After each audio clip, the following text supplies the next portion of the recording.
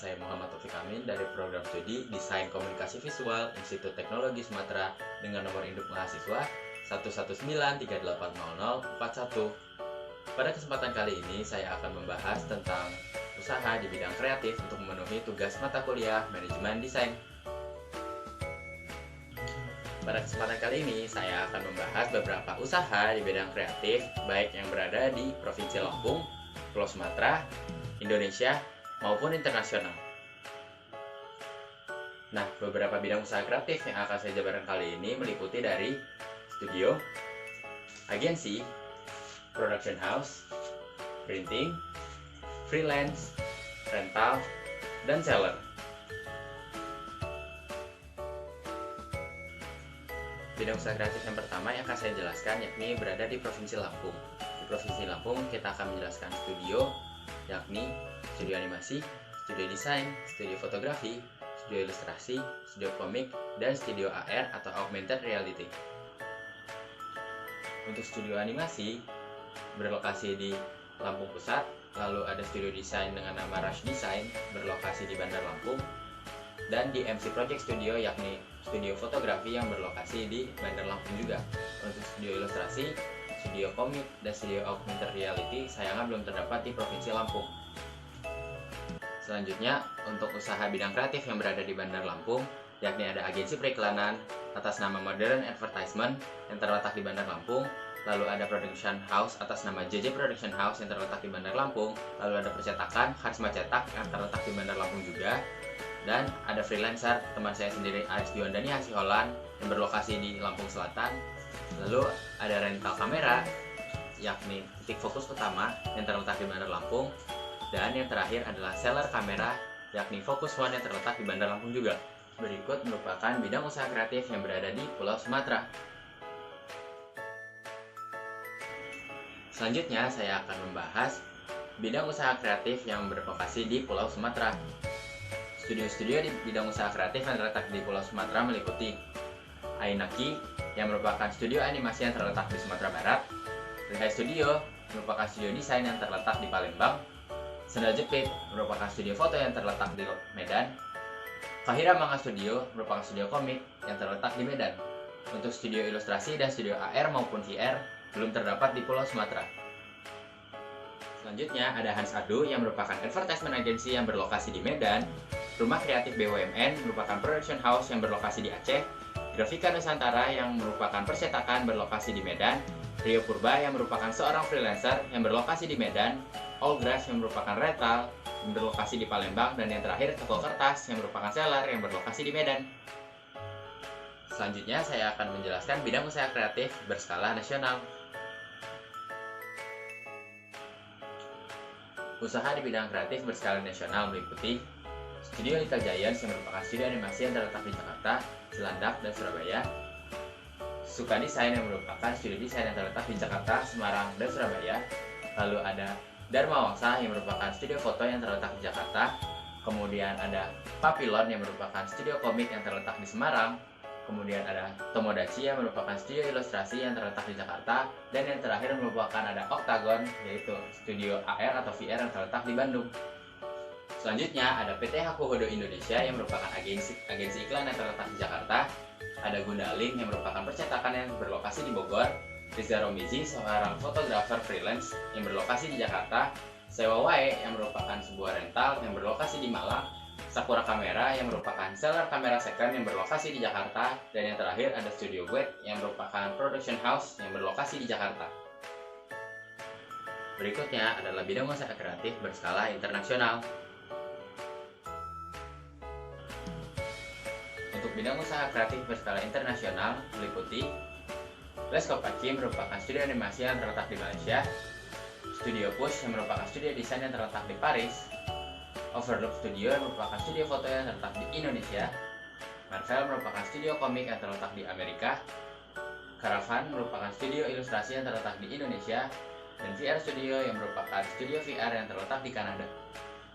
Berikutnya ada Publicis Group yang merupakan agensi iklan yang terletak di Paris, Jprint yang merupakan percetakan yang berlokasi di Estonia, Adam seorang freelancer komik yang berlokasi di Amerika, UK Outfit Studio merupakan rental yang berlokasi di Inggris, Canon merupakan seller yang berlokasi di Jepang, dan Mappa Studio merupakan production house yang berlokasi di Jepang. Selanjutnya saya akan membahas mengenai informasi tentang bidang usaha kreatif secara lebih mendetail.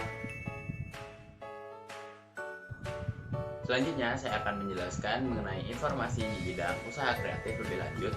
Yang pertama kita mulai dari studio desain, studio animasi, dan studio ilustrasi. Studio yang menggarap animasi, desain dan ilustrasi sekaligus adalah Maika Collective Studio. Studio ini berfokus kepada animasi, desain, dan ilustrasi. Contoh-contoh studio ini berlokasi di Jakarta, Indonesia. Produk-produk yang telah dihasilkan oleh studio ini antara lain adalah After Movie dari We The Fest 2017 dan 2018, trailer untuk Filosofi Kopi, dan masih banyak yang lainnya. Untuk mengenal Maika Collective Studio secara lebih lanjut, berikut merupakan bagian struktur organisasi dari Maika Collective Studio. Tahap-tahap yang dilakukan Maika Collective Studio dalam menghasilkan produknya, yang pertama adalah planning. Planning di sini ketika AE memasarkan produknya untuk mendapatkan klien. Ketika AE mendapatkan klien, maka AE melakukan brainstorming kepada klien untuk membahas hal-hal apa yang dibutuhkan oleh klien. Tahap selanjutnya yang kedua adalah tahap organizing, di mana AE memberikan briefnya kepada CD dan CD segera membuat layout dan storyboard untuk dikerjakan. Tahap selanjutnya adalah tahap executing, di mana storyboard yang telah dibuat dan telah dibagikan tugasnya diajukan kepada klien sehingga menerima ACC. Ketika ACC dari klien sudah diterima, maka proses penahapan desain dan proses penahapan animasi dapat dilakukan secara lebih lanjut. 4 adalah tahap controlling. Tahap ini berlangsung ketika agensi mengawasi langsung kinerja dari production house yang mengerjakan animasi dan desain. Selanjutnya yang kelima ada tahap evaluasi. Tahap ini adalah tahap di mana ketika produk yang telah dihasilkan dapat ditinjau langsung oleh klien apakah produk mencapai target atau tujuan yang dicapai atau tidak, serta peninjauan kualitas yang dilakukan langsung oleh klien. Apakah produk berpengaruh kepada sales atau penjualan terhadap klien atau tidak. Nah, adapun promosi-promosi yang dilakukan oleh Maika Collective antara lain adalah melalui website mereka pribadi di www.maikacollective.com, melalui laman Instagram mereka di Maika Collective, dan melakukan promosi melalui kompetisi iklan seperti Citra Pariwara dan lain-lain. Nah, studio komik yang akan kita bahas kali ini merupakan Papillon Comic Studio yang terletak di Semarang. Untuk mengenal Papillon Comic Studio secara lebih lanjut, berikut bagian organisasi dari Papillon Comic Studio. Produk-produk yang dihasilkan oleh Papillon Comic Studio antara lain ada komik tentu saja, ilustrasi, dan karikatur, dan masih banyak karya yang lainnya. Tahapan-tahapan kerja yang dilakukan oleh Papillon Comic Studio antara lain pertama adalah planning. Planning di sini Papillon Comic Studio melakukan workshop atau hal edukasi untuk menarik peminat serta melakukan live menggambarkan. Yang kedua ada tahap organizing. Pada tahap organizing mereka melakukan musyawarah dalam membagi pekerjaan untuk mencapai hasil yang mufakat. Tahap selanjutnya adalah tahap executing. Pada tahap ini, kinerja dibagi menjadi 5 bagian, antara lain adalah penulis, penciler, angker atau penintaan, telerer, dan coloring. Tahap yang keempat adalah tahap controlling. Di sini art director mengawasi langsung kinerja pembuatan komik hingga tahap paling akhir, yakni tahap controlling. Nah, tahap yang terakhir adalah tahap evaluasi. Tahap ini terjadi ketika komik yang telah dihasilkan telah dirilis di pasaran dan melakukan peninjauan apakah target yang diinginkan tercapai. Yang berikutnya ada studio fotografi. Nah, studio fotografi kali ini bernama Alvin Studio yang berlokasi di Semarang, Jawa Tengah. Produk yang dihasilkan oleh Alvin Studio antara lain foto untuk newborn, foto untuk prewedding, dan album foto wedding. Untuk mengenal Alvin fotografi lebih lanjut, silahkan disimak bagian struktur pengurusan sebagai berikut. Tahapan-tahapan yang dilakukan oleh Alvin Fotografi dalam menghasilkan produksinya antara lain yang pertama adalah tahapan planning. Tahapan planning yang dilakukan oleh Alvin Fotografi adalah pencarian klien melalui customer service. Ketika customer service menerima klien, mereka akan melakukan brief pada tanggal kapan akan dilakukannya pemotretan. Tahap yang kedua adalah tahap organizing. Tahap ini adalah dimana ketika klien memberikan konsep yang ingin dilakukan oleh fotografer. Lalu tahap yang ketiga adalah tahap executing. Tahap executing adalah saat dimana fotografer bekerja pada hari H dan mengerjakan semuanya sesuai konsep yang diminta oleh klien. Tahap selanjutnya adalah tahap controlling. Pada tahap controlling di sini, foto yang telah terjadi semuanya diedit dan dikirimkan kepada klien. Nah, tahap selanjutnya adalah tahap evaluating. Pada tahap evaluating adalah proses di mana saat melakukan revisian ketika klien merasa tidak puas dengan hasil yang telah didapat. Adapun promosi yang dilakukan oleh Alvin Fotografi di antara lain melalui akun media sosial seperti Instagram dan Facebook. Selain itu, Alvin Fotografi juga melakukan promosi melalui media cetak seperti baliho, kartu nama, voucher diskon, dan brosur. PT Hakuhodo Indonesia merupakan agensi iklan yang berlokasi di Jakarta, Indonesia. Produksi-produksi iklan yang dilakukan oleh perusahaan ini sudah banyak terkenal dan airing di TV-TV nasional maupun TV-TV swasta. Produk iklan yang mungkin paling terkenal dan teringat di benak kita antara lain adalah produk iklan Honda, One Heart. Untuk mengenal struktur organisasi PT Hakuhodo Indonesia lebih lanjut, silakan disimak bagian berikut. Tahap yang ketiga adalah tahap executing. Ketika storyboard yang telah dibuat diajukan kepada klien untuk di-ACC. Ketika klien meng-ACC storyboard yang telah dibuat, maka dapat dilanjutkan ke proses berikutnya yakni tahap pembuatan iklan. Tahap yang keempat adalah tahap controlling. Tahap ini berlangsung ketika production house mengerjakan proses pembuatan iklan yang kemudian diawasi langsung oleh agensi iklan PT Hakuhodo Indonesia.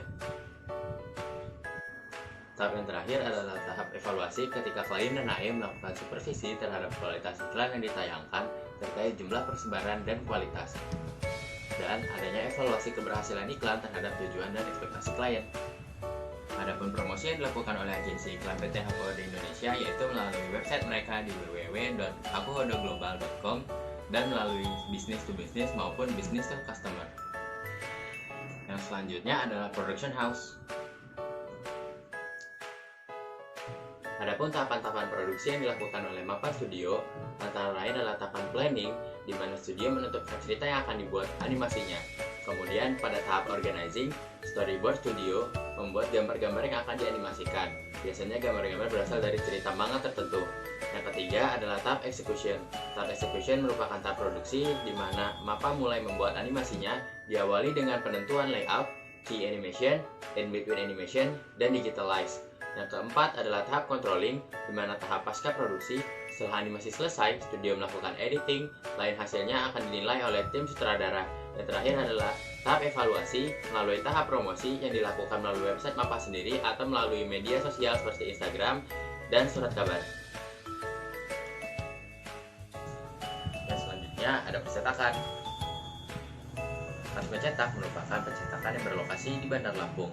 Kas mencetak berbagai percetakan seperti buku, poster, dan lain-lain. Untuk mengenal kas mencetak lebih lanjut, silakan disimak struktur organisasinya sebagai berikut. Tahapan-tahapan yang dilakukan oleh kas mencetak dalam menghasilkan proses produksinya antara lain yang pertama tahap planning, di mana kas mencetak menerima orderan dari klien bisa melalui email maupun on the spot. Yang berikutnya adalah tahap organizing, di mana editor yang telah menerima file yang akan dicetak diteruskan ke bagian percetakan dan kasir melakukan atau memproses pembayaran. Selanjutnya ada proses executing. Pada proses executing, file yang telah diterima akan segera dikerjakan di bagian dipercetakan. Lalu selanjutnya ada bagian controlling. Pada bagian controlling, file yang setelah dicetak akan diperiksa dulu oleh klien apakah setuju atau tidak. Jika di-ACC oleh klien, maka seluruh file yang akan di-print akan dilanjutkan. Yang terakhir adalah tahap evaluasi, di mana klien diminta reviewnya apakah puas dengan produk yang telah dihasilkan atau tidak. Adapun media promosi yang dilakukan oleh Karis Mencetak antara lain melalui banner, melalui sosial media seperti Facebook, dan lain-lain. Yang berikutnya adalah seorang freelancer. Aris Juandani Hasiolan merupakan seorang freelancer sekaligus mahasiswa di DKV Institut Teknologi Sumatera berusia 20 tahun. Aris Juandani Hasiolan menghasilkan produk berupa logo, poster, dan lain-lain. Tahapan-tahapan yang dilakukan oleh Aris Dalam melaksanakan produksi, desain grafisnya antara lain yang pertama adalah tahap planning, di mana ia mencari customer dan ketika mendapatkannya maka ia akan membuat deal. Membuat deal di sini juga termasuk dalam proses organization yang antara lain memberikan brief dan brainstorming kepada klien dan menyesuaikan dengan permintaan klien terhadap desain yang akan dipesan. Yang ketiga adalah tahap executing, di mana Aris mulai mengerjakan proses desain yang telah diminta oleh klien, lalu masuk kepada tahap 4 yakni tahap controlling, di mana pengawasan adalah klien boleh memberikan revisi sebanyak 3 kali sesuai dengan perjanjian ataupun lebih ketika Aris memiliki waktu yang luang. Tahap kelima adalah evaluasi. Ketika desain yang diminta sudah jadi, maka Aris ingin menanyakan feedback dari klien tersebut. Dalam mempromosikan produk desain grafisnya, Aris hanya mempromosikan dirinya melalui media sosial Instagram pribadinya di Aris Juandani Hasyawan. Sekian informasi yang dapat saya berikan melalui video ini. Semoga video ini dapat bermanfaat. Untuk kekurangannya mohon maaf. Terima kasih sudah menonton.